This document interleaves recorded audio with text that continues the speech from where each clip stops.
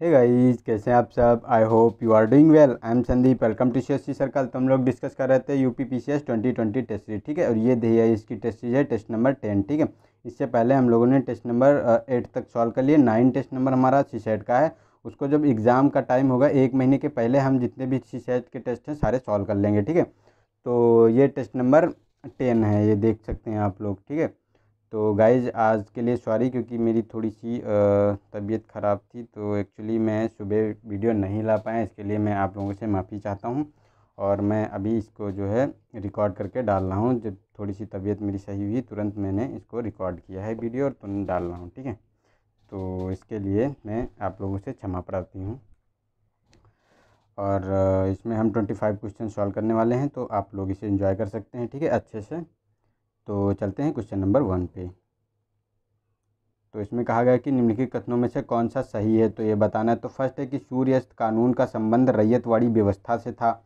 Second है कि उत्तर भारत में भू राजस्व व्यवस्था का जनक मार्टिन वर्ड को माना जाता है। तो देखो सेकेंड तो हमारा सही है कि उत्तर भारत में भू राजस्व का जनक मार्टिन बर्ड को माना जाता है। लेकिन ये रैयतवाड़ी व्यवस्था को सूर्यास्त कानून नहीं कहते थे। सूर्यास्त कानून जो था तो ये स्थायी बंदोबस्त जो था उसको कहते थे, जो भू राजस्व व्यवस्था थी, जिसे कॉर्नवालिस ने 1793 में चालू किया था। इसका कारण क्या था? सूर्यास्त का कानून मतलब कि अगर जो जिसके पास ये व्यवस्था मतलब जो हुआ करते थे, जो स्थायी बंदोबस्त मतलब जमींदार होते थे जिनके पास भूमि होती थी, अगर वो लागान नहीं चुका पाते थे तो उनकी जो है जो जमींदारी उनसे छीन ली जाती थी। यही इसका ये था, ठीक है। तो इसमें ये देख सकते हैं। और ये बर्ड मार्टिन के बारे में जो बात करें तो ये तो हमारा सही है, ठीक है। तो ये गलत हो गया, ये सही है, क्योंकि जो उत्तर भारत में महालवाड़ी व्यवस्था आपको लोगों को देखने को मिलती है, जो पंजाब और यूपी MP में देखने को मिलती है, ठीक है, ये 30% क्षेत्र पर लागू थी। और इसी में जो है बर्ड मार्टिन हॉर्ट मैकेंजी को इसका जनक माना जाता था, ठीक है। और ये जो स्थायी बंदोबस्त की बात करें तो ये काल्वानिस ने इसने लॉन्च किया था। और ये बंगाल, बिहार, उड़ीसा के 19% क्षेत्र पर देखने को मिलती है, ठीक है। तो ये चीज़ें ध्यान रख सकते हैं। और चलते हैं नेक्स्ट क्वेश्चन पे। इसमें तो इसमें हमारा क्वेश्चन नंबर 20 सही हो गया, ठीक है। नेक्स्ट में चलते हैं कि भारत में ब्रिटिश उपनिवेशवाद के किस काल को एकाधिकार व्यापार के रूप में आर्थिक डकैती का प्रत्यक्ष उदाहरण माना जा सकता है। तो फर्स्ट है कि वाणिज्य उपनिवेशवाद की अवस्था। बी है औद्योगिक उपनिवेशवाद की अवस्था। सी है कि वित्तीय उपनिवेशवाद की अवस्था। डी है इनमें से कोई नहीं। तो ऑप्शन सही है, जो ये वाणिज्य उपनिवेश की अवस्था है, जो हमको देखने को मिलती है 1757 से 1813 का जो बीच का ये समय था, इसी में ये देखने को मिलती है, ठीक है। तो ए ऑप्शन इसका सही हो गया। नेक्स्ट है कि बक्सर के युद्ध के समय बंगाल का नवाब कौन था। तो फर्स्ट है मीर कासिम, मीर मदान, मीर जफ़र और सिराजुद्दौला। तो इसका ऑप्शन हमारा सी सही है, जो मीर जाफ़र था, यही जो है जो बक्सर का युद्ध हुआ था 1764 का, उसमें देखने को आपको मिलता है, ठीक है। तो ये था। और ये बक्सर का युद्ध जो हुआ था, जिसमें जो तीनों लोगों ने शामिल किया, जो ये मतलब बंगाल का नवाब था मीर जाफ़र, और इसके साथ शुजाउद्दौला जो अवध का नवाब था, और शाह आलम द्वितीय, ठीक है, जो मुग़ल बादशाह था। इन तीनों ने मिलकर जो है अंग्रेज़ों के साथ युद्ध किया था, और अंग्रेज़ों की तरफ से लीड किया था हेक्टर मुनरो ने, ठीक है। और फिर ये हार गए थे, तो इसी के बाद वो इलाहाबाद की संधि आपको देखने को मिलती 1765 वाली, ठीक। नेक्स्ट चलते हैं कि इलाहाबाद में 1757 के विद्रोह का दमन करता था। तो फर्स्ट है कॉम्पबेल, बी ह्यूरोज और रेनाल्ड और कर्नल नील। तो इसका जो हमारा देखने को मिलता है आंसर, जो इलाहाबाद में दमनकर्ता का बारे में बात करें तो ये कर्नल नील था, जो इलाहाबाद और बनारस दोनों में जो है इसने दमन किया था, जो 1857 का विद्रोह था, ठीक है। और ये ह्यूरोज तो झांसी में था। कॉम्पबेल की बात करें तो ये लखनऊ और तुम्हारा देखने को मिलता है लखनऊ और कानपुर में, ठीक है। और जो ये यहाँ इलाहाबाद में जो नेतृत्व किसने किया था, तो लियाकत अली ने नेतृत्व किया था 1857 का जो विद्रोह था। नेक्स्ट है कि मुंबई में सेवा सदन की स्थापना की गई थी। तो फर्स्ट है कि बहराम जी मालाबरी द्वारा, बी है MG रनाडे द्वारा, सी है केशव चंद्र सेन द्वारा, डी है आत्मारंग पंडुरंग द्वारा। तो इसका ऑप्शन जो हमारा ए सही है, जो बहराम जी मालाबरी है, इन्होंने ही जो सेवा सदन की स्थापना की थी 1885 में, ठीक है, मुंबई में।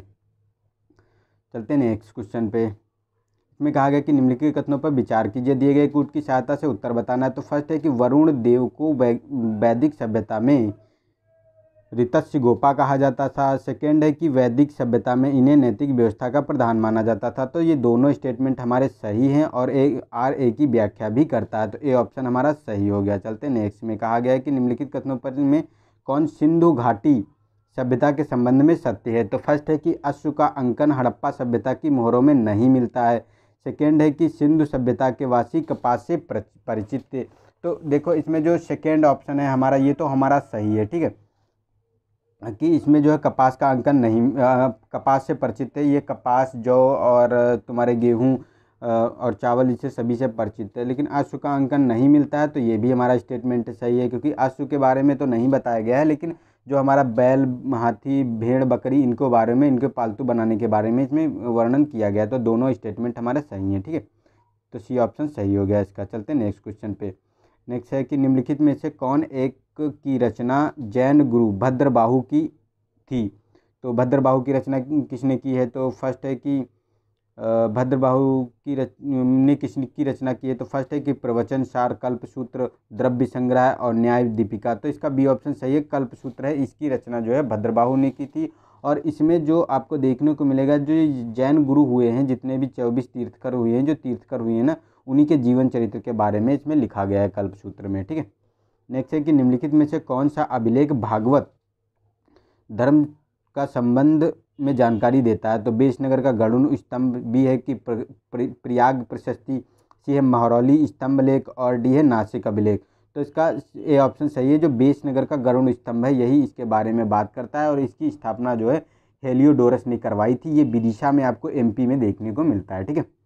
चलते नेक्स्ट में कहा गया है कि नागर शैली से निर्मित तथा भगवान शिव को समर्पित मांगतेश्वर मंदिर स्थित है। तो बलिया में, झांसी में, ललितपुर में, खजुराहो में। तो इसका डी ऑप्शन सही है, ये खजुराहो में स्थित है जो मांगतेश्वर का मंदिर है, जो शिव को समर्पित है, और ये नागर शैली में स्थित है। क्योंकि नागर शैली की विशेषता क्या होती है, एक चबूतरा बनाया जाता है, ठीक है, उसमें सीढ़ियाँ कटी होती है, उसके ऊपर जो है ये मंडप बनाया जाता है रेखी आकार का, उसके ऊपर अमलक होता है और उसके ऊपर कलश रखा होता है, और ये छोटे छोटे मतलब ये जो रेखी आकार का मंडप होता है, और ये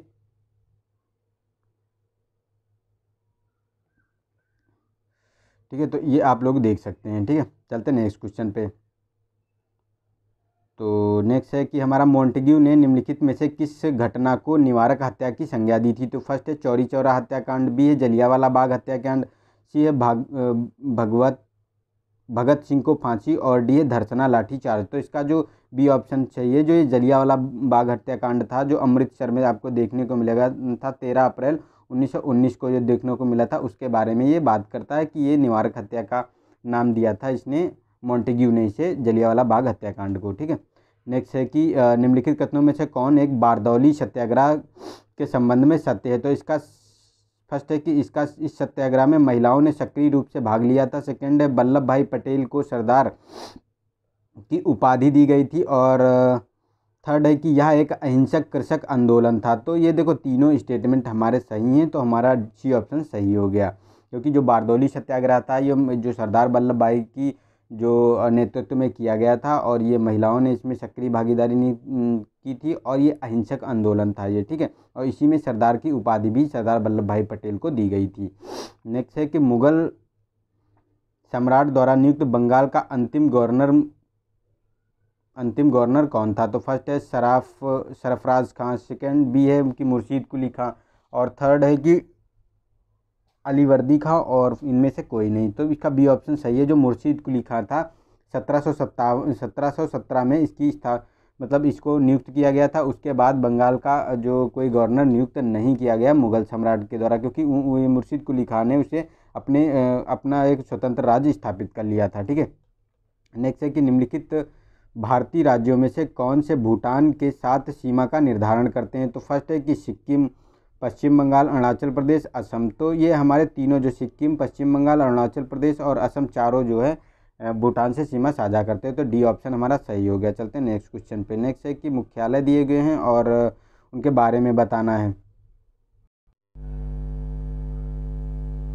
तो ये फर्स्ट है कि केंद्रीय भूजल बोर्ड की स्थापना, तो मतलब मुख्यालय फरीदाबाद में है, फर्स्ट है। सेकंड है कि केंद्रीय जल आयोग नई दिल्ली और राष्ट्रीय जल विज्ञान संस्थान रुड़की। तो इन तीनों का मुख्यालय सुमेलित है, क्योंकि राष्ट्रीय जल विज्ञान की रुड़की में ही मुख्यालय है, केंद्रीय जल आयोग का नई दिल्ली में है, और अगर बात करें तो केंद्रीय भूजल बोर्ड की तो ये फरीदाबाद में है। तो तीनों हमारे सही हैं, ये सुमेलित हैं, तो सी ऑप्शन इसका सही हो गया। ठीक है, तो चलते हैं नेक्स्ट पेज में। कहा गया कि निम्नलिखित पहाड़ियों में से कौन एक केरल तथा तमिलनाडु की राज्य सीमा पर स्थित हैं। तो फर्स्ट है कि कार्डमम की पहाड़ियाँ, सेवराय की पहाड़ियाँ, अन्नामलाई की पहाड़ियाँ और महेंद्रगिरी पर्वत। तो ठीक है, तो इसका जो ए ऑप्शन सही है, कार्डमम की पहाड़ियाँ हैं, ये तमिलनाडु और केरल वाले जो क्षेत्र पर हैं यहाँ पे स्थित आपको देखने को मिलती हैं। ठीक है, ये वाले, तो ये सही हो गया। और ये सेवराय की, अन्नामलाई और महेंद्रगिरी पहाड़ियों की बात करें तो ये तीनों तमिलनाडु में आपको देखने को मिलती हैं। ठीक है, चलते हैं नेक्स्ट क्वेश्चन पे। निम्नलिखित भारतीय राज्यों में से कौन कर्क रेखा के उत्तर में स्थित है। तो फर्स्ट है कि महाराष्ट्र,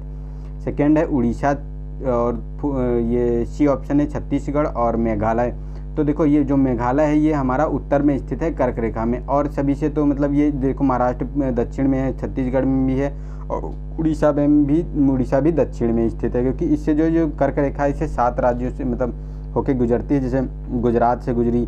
ठीक है, गुजरात, राजस्थान, एमपी और तुम्हारा छत्तीसगढ़, झारखंड देखने को मिलता है, वेस्ट बंगाल, फिर त्रिपुरा और मिजोरम से, ये 7 राज्यों से ये हमारी देखने को मिलती है कर्क रेखा जो गुजरती है। ठीक है, भारतीय राज्यों से। नेक्स्ट है कि निम्नलिखित में से कौन एक सत्य है, तो बताना है। तो फर्स्ट है भारत के क्षेत्रफल विश्व के समस्त क्षेत्रफल का 2.4% है, और भारत की जनसंख्या विश्व की संपूर्ण जनसंख्या का 17.5% है। तो दोनों स्टेटमेंट हमारे सही हैं, तो सी ऑप्शन हमारा सही हो गया। ठीक है, नेक्स्ट है कि देवप्रयाग भागीरथी और अलकनंदा नदी के संगम पर स्थित है।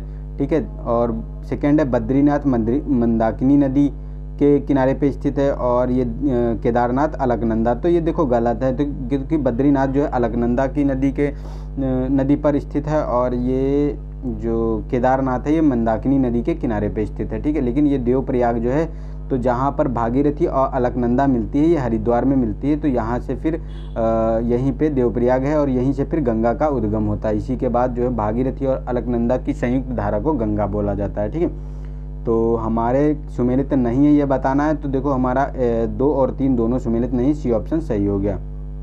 ठीक है, ये हमारा सुमेलित है। नेक्स्ट है कि मृदा अपरदन का वह प्रकार जिसमें मिट्टी में एक छोटी और कम गहरी नालियां बन जाती हैं कहलाती है। तो फर्स्ट है अस्फान अपरदन, परत अपरदन, रेल अपरदन, इनमें से कोई नहीं। तो ये जो सी ऑप्शन है अस्फान जो है, इसमें क्या होता है, ये पतली पतली नालियां बन जाती हैं, ऐसे पतली पतली नालियां आपको देखने को मिलती हैं, ज़्यादा चौड़ी नहीं बनती, ये पतली पतली नालियां बनती। उसके बाद जब चौड़ी नालियां बन जाती हैं तो वो जो हमारा जो देखने को मिलता है जो चंबल वाला क्षेत्र, उसमें ये इस प्रकार का अपरदन देखने को मिलता है बहुत ही फ्रिक्वेंटली। ठीक है, तो हमारा सी इसमें ऑप्शन सही हो गया। नेक्स्ट है कि सतह के क्षेत्रफल की दृष्टि से विश्व को 3 सबसे बड़ी झीलों का सही क्रम में बताना है। तो फर्स्ट है कि Caspian, Superior, Victoria, second B है सुपीरियर, विक्टोरिया, कैस्पियन, और सी ऑप्शन है कैस्पियन, विक्टोरिया, सुपीरियर, और डी है कि विक्टोरिया, सुपीरियर, कैस्पियन। तो इसका ए ऑप्शन सही है, जो कैस्पियन सागर, सुपीरियर और विक्टोरिया, सबसे बड़ा क्षेत्रफल कैस्पियन को आपको देखने को मिलेगा, फिर सुपीरियर को और ये विक्टोरिया को। देखो कैप्शन आपको देखने को मिलेगी तुम्हारे जो तुम्हारा कॉन्टिनेंट है ये एशिया वाला कॉन्टिनेंट। ठीक है, एशिया कॉन्टिनेंट में, सुपीरियर आपको नॉर्थ अमेरिका वाला कॉन्टिनेंट उसमें, और विक्टोरिया तो आपको देखो अफ्रीका कॉन्टिनेंट में देखने को मिलेगी। ठीक है, तो ए ऑप्शन हमारा सही हो गया। चलते हैं नेक्स्ट क्वेश्चन पे। इसमें सूची 1 को सूची 2 से मिलान करना है। तो समाचार पत्र दिए हुए हैं, उनके संपादक दिए हुए हैं।